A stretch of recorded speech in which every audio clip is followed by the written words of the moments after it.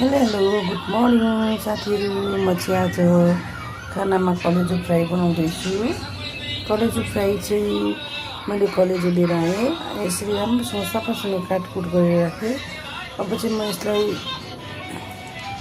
एउटा कराईमा तातो तेल बसालेँ। अब चाहिँ म यो कलेजोलाई बिस्तारै राख्छु, यसमा चाहिँ गर्छु।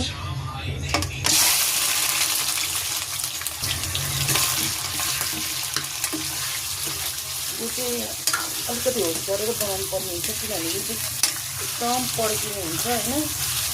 यो चाहिँ एकदम प्याक पड्किन्छ, आँखातिर मुखतिर लाग्ने सम्भावना हुन्छ तेल छिटेर है। त्यसलाई चाहिँ एकदम होस् गरेर पकाउनु हुन्छ। यो साथीहरू यसलाई चाहिँ मजाले फ्राई गर्नुपर्ने हुन्छ। यो चाहिँ एकदम मस्त फ्राई गर्नुपर्ने हुन्छ। यस्तो भयो अहिले चाहिँ हेर्दै गर्नु होला है साथीहरू। म चाहिँ अदुवालाई रेसिपी राम्रोसँग देखाउँछु। यो चाहिँ फ्राई गर्दा चाहिँ यतिको भयो है। अब यसलाई योभन्दा पनि मजाले खराउनुपर्छ होइन। यो चाहिँ अझै पानी यसको सुकिसकेको छैन। यो चाहिँ पानी मजाले सुकाउनुपर्छ।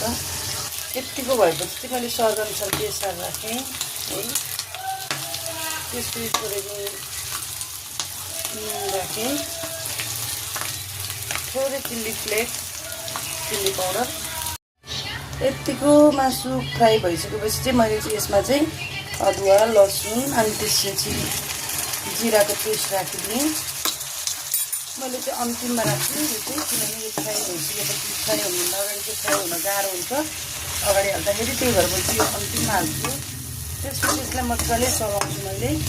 यतिको भयो साथीहरू। यो एकछिन मैले मजाले चलाउँछु। यतिको चलाएर चाहिँ यसलाई मैले छोपिदिन्छु एकछिन 5 मिनटको लागि। मेरो कलेजोको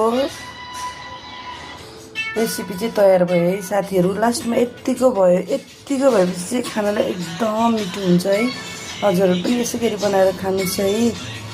यसरी बनाउँदा चाहिँ एकदम राम्रो हुन्छ, मिठो हुन्छ। हजुरहरू पनि यसरी बनाएर खानु होला।